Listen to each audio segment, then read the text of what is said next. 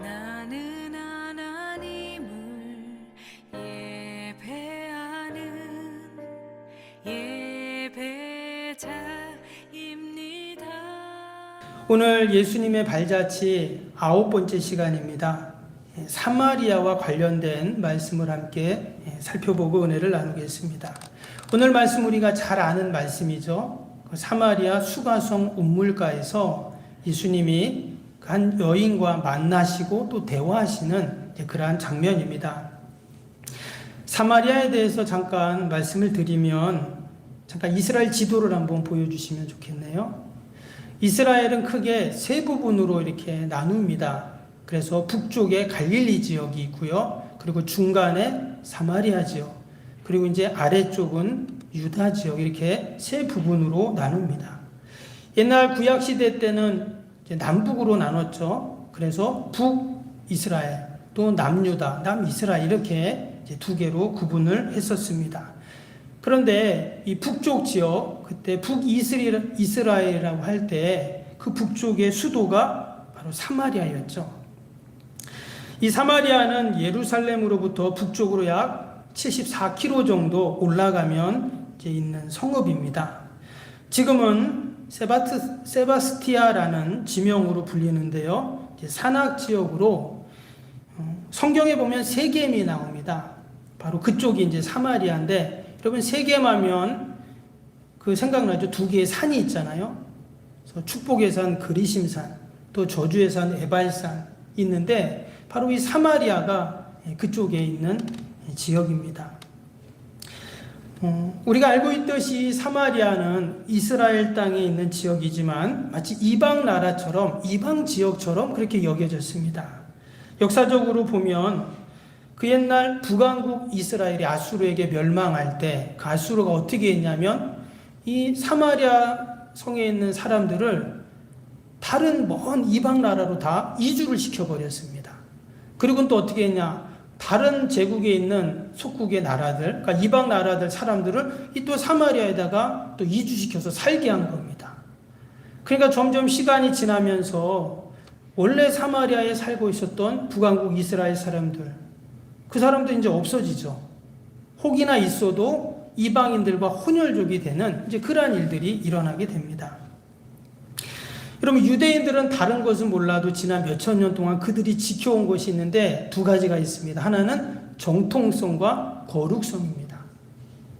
그래서 이것을 훼손하거나 또 이것을 없앨 수가 없었어요.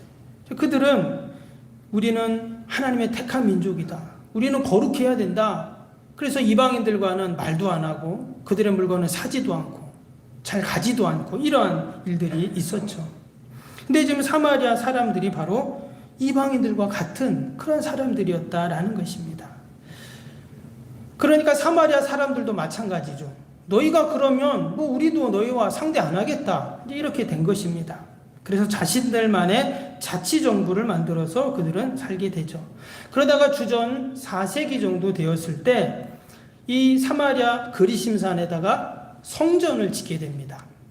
그래서 이전에는 그들이 예루살렘에도 내려가고 뭐 그랬는데 성전이 예루살렘에 있으니까 그들이 받아주지 않고 못 오게 하니까 안 되겠다 해서 사마리아에다가 성전을 지은 것입니다.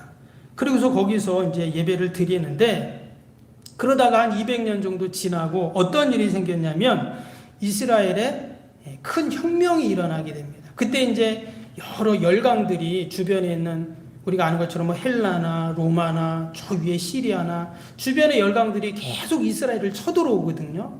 그래서 그들의 속국이 되어서 이스라엘이 계속 어려움을 당하다가 이 마카비라는 사람이 딱 나타나가지고 우리가 이렇게 살 수 없다, 그래갖고 혁명을 일으킵니다.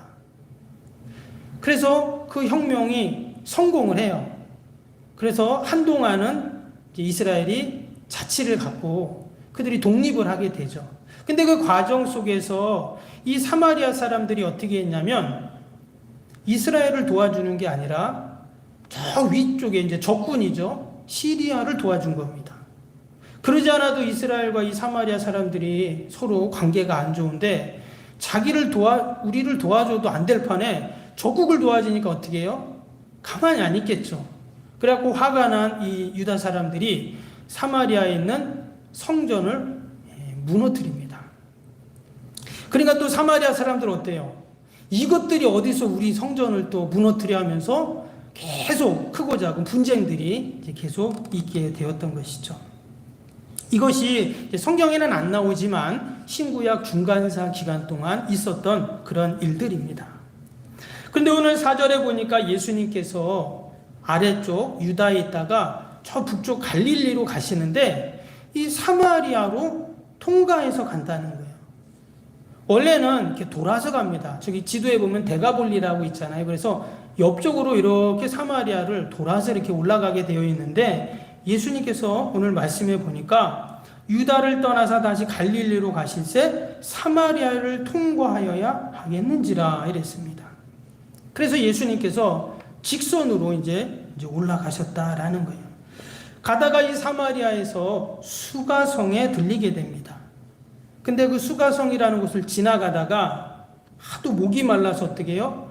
우물가에서 한 여인을 만나 물을 달라고 그렇게 이제 요청을 하게 되는 거죠. 여기까지는 뭐 자연스럽게 모든 것이 진행이 되는데, 근데 당시 문화와 또 사회적인 배경, 역사적인 사건들, 제 말씀을 드렸죠. 지금 사마리아를 통과하는 일도 사실 평범한 일이 아니었고, 더 나아가서 이 사마리아 우물가에서 그 여인과 대화하는 것이 보통 일이 아니었다라는 것입니다. 그것을 알 수 있는 게 오늘 9절을 한번 보시면요. 9절 말씀에 사마리아 여자가 이르되 당신은 유대인으로서 어찌하여 사마리아 여자인 나에게 물을 달라 하나이까 하니 이는 유대인이 사마리아인과 상종하지 아니함 이러라. 아까 말씀드렸죠. 역사적으로 그런 일들 때문에 서로 상종을 안 한다는 거예요. 그런데 지금 예수님이 뭐라고요? 물을 달라고 했다는 거예요.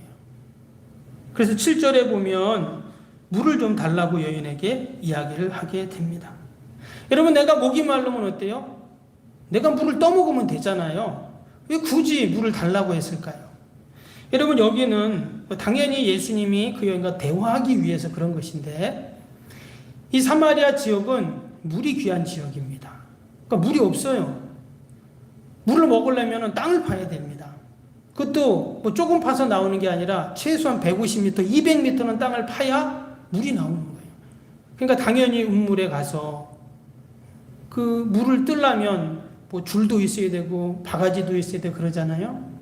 그래서 지금 예수님께서 이 여인에게 물을 떠러 온 그 지역에 그 여인에게 좀 물을 달라 이렇게 이야기를 한 것이죠.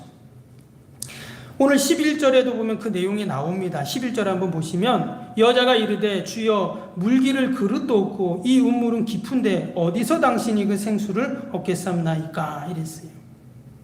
물을 기르러 온 이 여인이 그 예수님이 물 한 모금 부탁을 하니까 여인은 물 줄 생각은 안 하고 지금 다른 이야기를 그렇게 전개해 나가고 있어요. 9절에 뭐라고 했냐면 이 사마리아 여자가 당신은 유대인으로서 어찌하여 이렇게 지금 얘기를 했잖아요. 왜 나한테 말을 거냐 이 말입니다. 이거는 결코 흔한 일이 아니고 아니 있을 수 없는 그런 일이라는 거예요. 어찌하여 나에게 이렇게 말을 거냐는 거죠. 상종도 안 하는데 서로. 그럼에도 불구하고 예수님은 이 여인에게 말을 건넵니다. 결국은 이 여인의 영적인 목마름을 해결하기 위해서, 해결해 주기 위해서 그런 사회적, 문화적, 역사적인 모든 장벽들을 다 허무시고 지금 이 사마리아까지 가셔서 또 사마리아 여인에게 말을 건네시고 그 여인을 지금 만나 주신 것입니다. 여러분, 지금 이 여인은 어떠한 여인입니까? 이 여인은 영적으로 목마른 여인이었습니다. 이후로 나오는 말씀을 보면 그것을 알 수 있는데요. 여러분, 기독교 역사상 신에 대한 증명, 신의 존재에 대한 증명에 대해서 많은 학자들, 변증가들이 이야기를 합니다. 그 변증에 대한 가장 대표적인 게 뭐냐면 존재론적인 증명이다라는 거예요. 무슨 말씀이냐면 여러분, 신이 존재하지 않는다면 신에 대한 관념은 있을 수 없죠. 왜냐? 여러분, 신이 없는데 신이 어디 계실까? 신이 어떨까? 또 신에게 기도하고 신에게 예배드리고, 여러분, 이것이 가능한 일입니까? 고대 사회부터 현대까지 모든 사람들에게는 이 신에 대한 관념이 있다는 거예요. 그러면 이 신에 대한 관념은 어디서 왔냐? 신이 있기 때문에 가진 것이죠. 그래서 변증가들은 그런 관념을 통해서 하나님의 실제, 신의 실제를 설명을 했던 것입니다. 마치 우리가 배가 고프면 그 배고픔을 느끼잖아요. 근데 배고픔을 느낀다는 것은 먹을 것이 있기 때문입니다. 먹을 것이 없는데 내가 배고픔을 느낄 수가 없잖아요. 배고프다. 밥 먹어야지.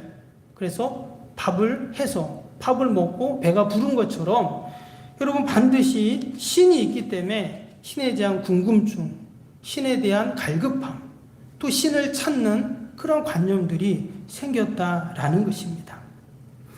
동일하게 영적인 목마름도 마찬가지입니다. 영적인 목마름을 해결해 줄 수 있는, 마치 우리가 목이 마르면 생수를 마시는 것처럼, 물을 마시는 것처럼 그 영적인 목마름도 영적인 그 갈급함이 있기 때문에 찾는 것이죠. 오늘 본문에 나오는 이 사마리아 수가성 음물가 여인은 누구보다 영적인 목마름을 간절히 원하고 있었던 그러한 여인이었습니다. 근데 예수님을 만나서 그 영적인 자신의 목마름을 표현을 한 것이죠. 오늘 말씀 보니까 어떻게 표현했냐면 밑에 20절을 보겠습니다. 예수님과 여인이 한참 대화를 했어요. 그리고는 후에 이런 얘기가 나옵니다. 20절을 한번 보시면, 우리 조상들은 이 산에서 예배하였는데 당신들의 말은 예배할 곳이 예루살렘에 있다 하더이다. 아까 말씀드렸죠? 예전에 그 그리심산에 성전을 지었는데 허물었다고 했잖아요. 근데 조상 때부터 그곳에서 예배를 드렸기 때문에 지금은 성전이 없어도 그 터에서 예배를 드리고 있다는 거예요. 그런데 그러면서 이 사마리아 사람들은 여전히 그곳에서 예배를 드리고 있는데, 지금 예수님을 만나갖고 이 여인이 그것이 궁금한 거예요. 저 예루살렘에 있는 성전 가서 예배 드려야 하는지, 아니면 지금은 다 허물어지고 텃밖에 남아있지 않는 이곳에서 계속 예배를 드린 것이 맞는지, 그런 영적인 예배에 대한 이야기를 하고 있다라는 것이죠. 우리는 여기서 왜 예수님이 사마리아에 가셨고 또 유대인들이 상종하지도 않는 이 사마리아인 여인과 말을 걸었는지를 우리는 알게 됩니다. 지금 하나님을 찾고자 하는 사람, 예배에 대한 궁금증이 있는 사람, 영적인 목마름이 있는 이 여인, 그래서 그 영적인 목마름에 생수를 주고자 하는 이 예수님의 마음이 이 안에 담겨 있는 것입니다. 여러분, 이 밤에도 우리의 영적인 갈급함 가운데 하나님의 은혜를 사모하고 또 하늘로부터 내려주시는 그 지혜와 또 은혜를 사모하며 주님 앞에 나온 저와 여러분들에게도 하나님께서 분명 영적인 생명수를 부어주실 줄로 믿습니다. 이스라엘 선교사이신 유모세 선교사님이 쓴 열린다 성경이라는 책이 있습니다. 거기에 보면 이 사마리아 여인에 대해서 우리가 알고 있는 그 이해와는 또 다른 이야기가 기록되어 있습니다. 뭐라고 하냐면, 우리는 이 사마리아 여인에 대해서 조금 몸을 파는 여인, 아니면 정욕적으로 타락한 여인이라고 그렇게 우리는 이해를 해왔죠. 그런데 이 여인은 남편이 죽은 후에 이 율법에 의해서, 그러니까 당시의 율법은 어떤 율법이냐면, 남편이 죽으면 그 남편의 형제들을 통해서 후사를 이어야 하는 그런 율법이 있었습니다. 그래서 이 여인은 남편이 죽어 그 남편의 형제를 다시 남편으로 삼을 수밖에 없는, 그런데 그 형제가 또 죽고 또 죽고 또 죽어서 여러 번 혼인을 할 수밖에 없는 그런 여인이었다는 거예요. 당시 사회적인 율법적인 아주 불쌍한 그러한 여인인 것이죠. 그래서 외롭고 고독하고 가장 불쌍한 여인이 바로 이 사마리아 운물가의 여인이었다는 거예요. 그래서 남편이 5이나 있었고 지금 6번째도 정을 줄 수 없는 그러한 남편이라는 거죠. 정말 기구한 인생을 사는 그러한 여인이었다는 거예요. 그래서 사람들은 이 삶의 문제가 많은 이 여인을 만나기도 꺼리고, 그러니까 이 여인도 다른 사람 만나기가 싫죠. 그래서 정오에 물을 뜨러 운물에 온 것이죠. 그런데 이 여인의 인생의 그 목마름을 세상 어떤 것으로도 해결할 수 없는데 지금 오늘 예수님을 만난 것입니다.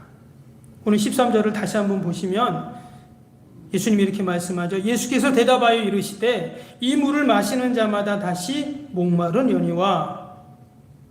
여기서 이 물은 어떤 물일까요? 운문물이겠죠. 그런데 이어지는 14절 보시면 내가 주는 물을 마시는 자는, 이것은 생명수죠. 영적인 목마름을 해결하는 물입니다. 이거를 마시는 자는 영원히 목마르지 아니하리니 내가 주는 물은 그 속에서 영생하도록 솟아나는 샘물이 되리라. 예수님이 주시는 물, 영원히 마르지 않는 그런 생명수가 된다고 말씀합니다.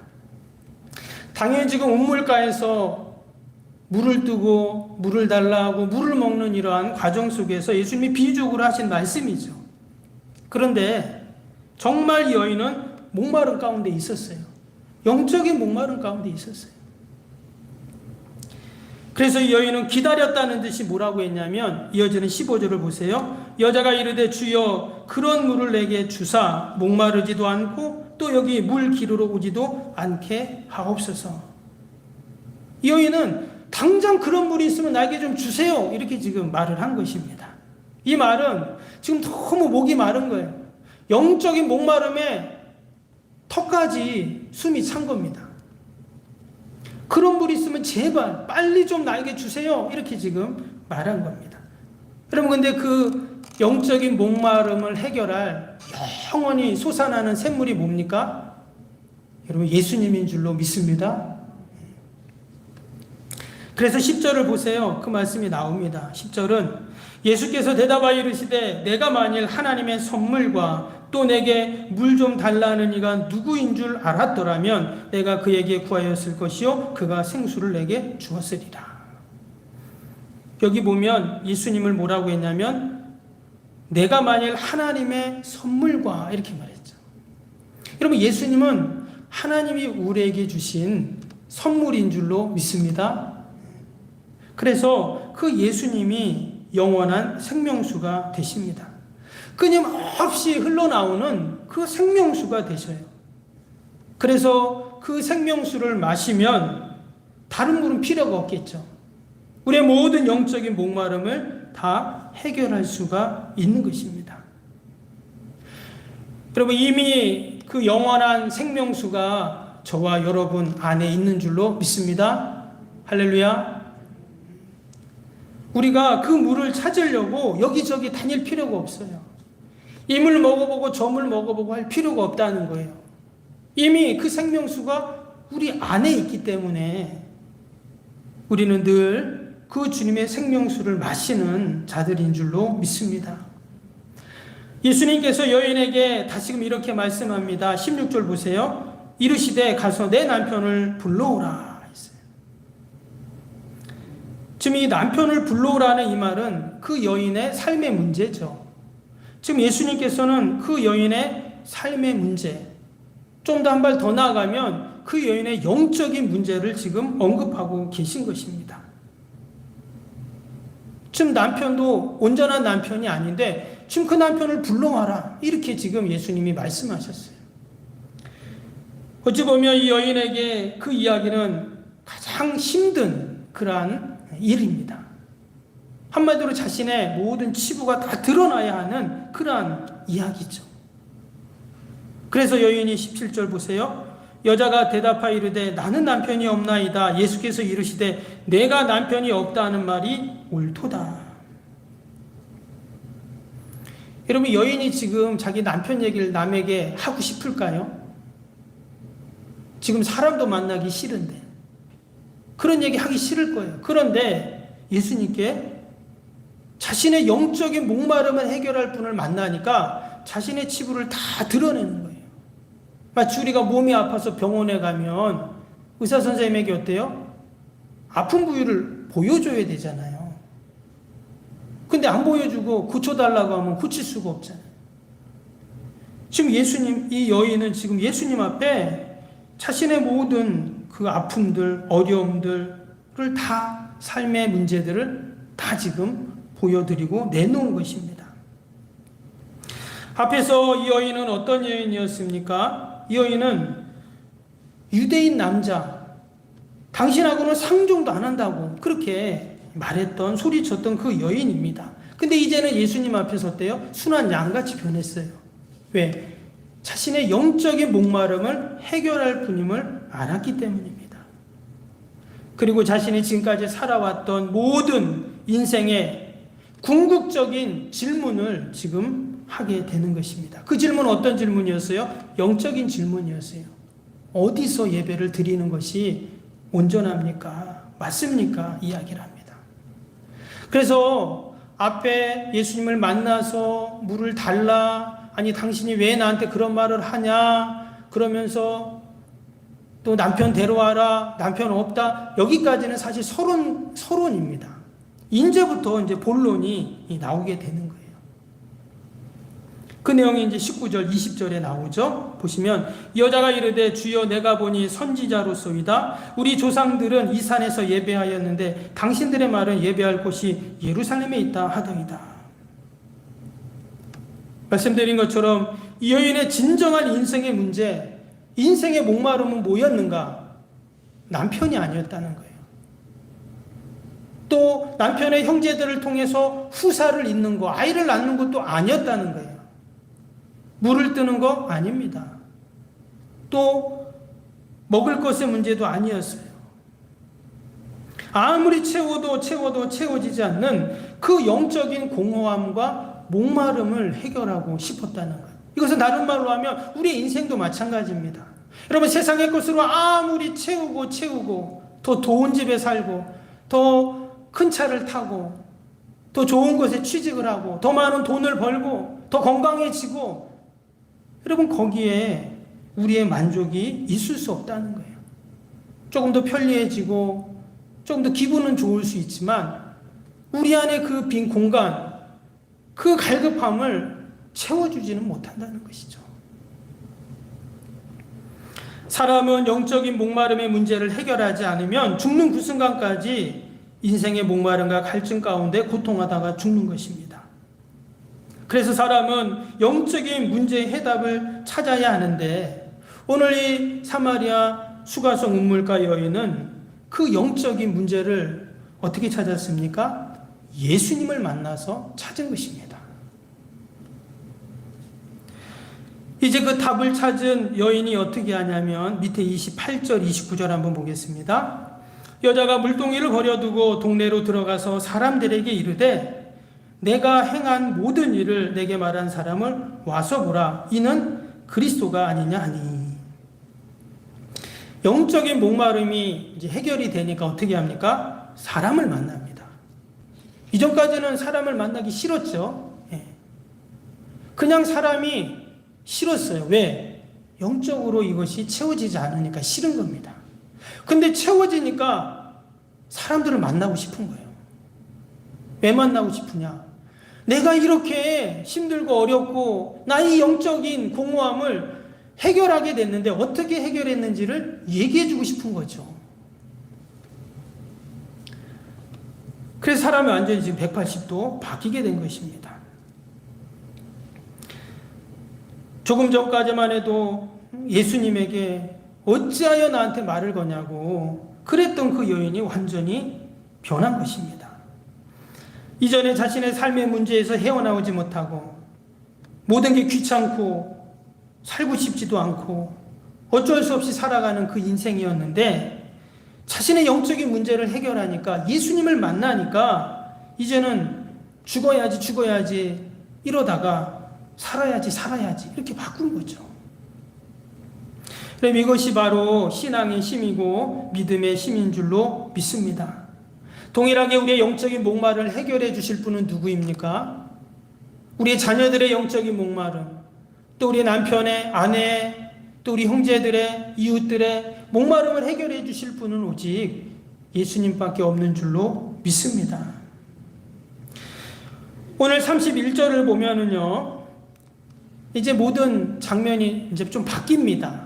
그래서 마을로 내려갔던 제자들이 지금 우물가로 다시 왔습니다. 여인은 어디로 갔어요? 다시 마을로 들어갔어요. 제자들은 지금 양식을 가지고 이제 마을 가서 사가지고 구해가지고 왔겠죠. 그리고는 예수님에게, 예수님 배고프시죠? 양식을 구해왔으니까 좀 드세요. 이렇게 이야기를 합니다. 그때 예수님이 뭐라고 하시냐면 34절 보니까 예수께서 이르시되 나의 양식은 나를 보내신 이의 뜻을 행하며 그의 일을 온전히 이루는 것이니라 했어요. 지금 예수님이 배고프실까봐 제자들이 마을에 가서 육적인 양식을 가져왔다 했잖아요. 근데 예수님 뭐라고 했냐면 나의 양식은 하나님의 뜻을 행하고 이루는 거다 이렇게 말했어요. 근데 지금 예수님이 하신 일이 뭡니까? 그 하나님의 뜻과 하나님의 일을 했죠. 그 여인에게 그 영적인 목마름을 해결해 주는 그러한 일을 하셨잖아요. 그래서 지금 예수님은 배고프지 않다는 거예요. 한마디로 예수님의 굶주림은 육적인 굶주림이 아니라 영적인 굶주림이었다라는 것을 알 수가 있습니다. 동일하게 우리가 영혼 구원에 우리의 마음을 담고 또 함께 기도하고 또 사랑의 수고와 섬김을 감당할 때 여러분 그것이 바로 하나님의 뜻을 행하는 것이고 또 하나님의 일을 하는 것인 줄로 믿습니다. 제자들은 육적인 양식을 구해오러 마을로 갔지만 사마리아 여인은 주님의 영적인 굶주림을 해결하기 위해서 마을로 내려갔던 것이죠. 제자들은 예수님의 육적인 문제만을 보고 있었지만 사실 예수님은 영적인 굶주림 가운데 계셨던 것입니다. 그래서 사마리아에 가셨고 그 여인을 만나 주신 것이죠.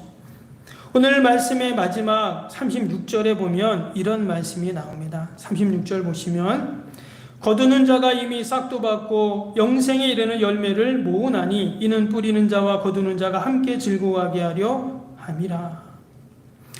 뿌리는 자나 거두는 자나 어떻게 해요? 함께 즐거워하게 합니다 하셨어요.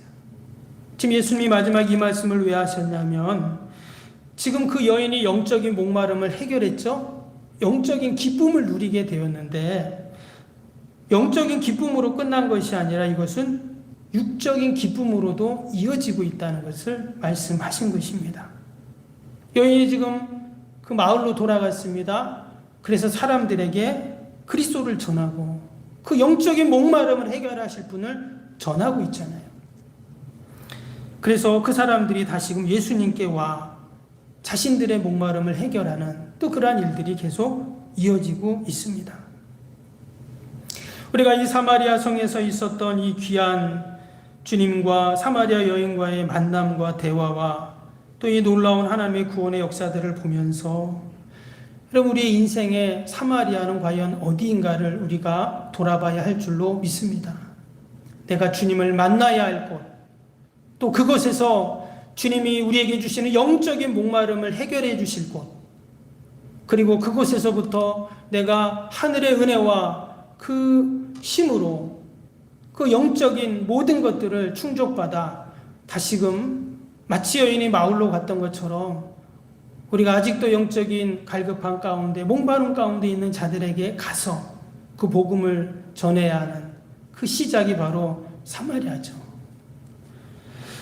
날마다 저와 여러분들이 그 사마리아에서 주님을 꼭 만나고 또 영적인 목마름을 해결하는 저와 여러분이 되시기를 주님의 이름으로 축복합니다. 기도하겠습니다.